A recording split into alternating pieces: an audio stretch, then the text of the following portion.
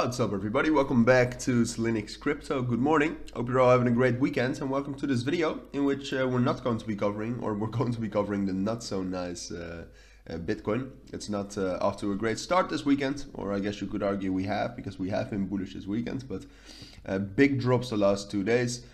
In this video we'll talk about at least my take on why that happened and also what you can expect now. Now obviously this is pretty bad.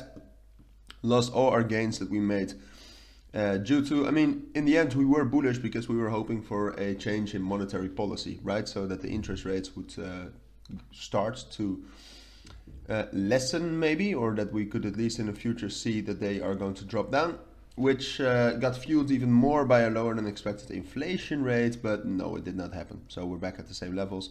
And apart from that, yesterday we also had some negative news about Binance and Mazars, who did the auditing for them, and other crypto firms. So that complemented with lesser volume causes the price to drop down quite a bit. I mean, right now the volume is at 25 billion. Compare that to the last 3 months, and when we had those really big drops, I mean, we reached those levels easily. All right, so it's not that high actually, which is a clear indication of a bear market, which is good and not so good. So what we did today is we found support here at this, well, arguably already at this support level, but I drawn it a little bit too low. Found support there, got back above 16,700. As you can see, we got a bullish breakout actually. So what I expect is that it's the weekend. Usually we don't get that big of moves in the weekend, which is also not what I'm expecting.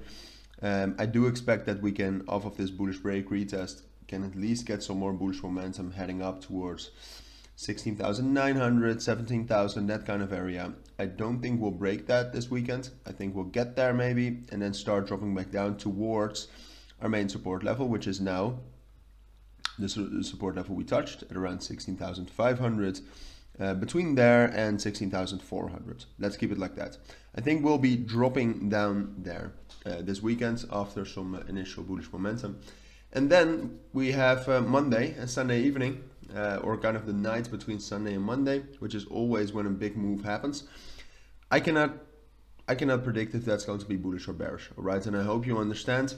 To me, what's either going to happen is that we're either going to break through 16,300 and drop back down to 16,000, which I don't think this is the most likely scenario, but I also didn't think this whole drop was the most likely scenario. So, so either this is going to happen, or from Sunday on Monday, we'll get a move up to 17,000, which we will probably still not break above, but then we will probably get into some sort of a consolidation between 17,000 and 16,400, which at this point of time, this seems, for next week, seems to be the more likely scenario. Also, given the fundamentals, all right? The fundamentals are not great, but the fundamentals, they could definitely be worse as well for Bitcoin, all right? I mean, there's not too much crypto-specific negative things going around, and the economic fundamentals could be better, but it's at least, I mean, the dollar index is still pretty low.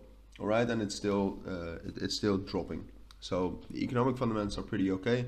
I think this was just some fear instilled by what I said about the things going around auditing those crypto exchanges, and still some drops from the whole interest rate, which was kind of disappointing, right? And everything that was said around it.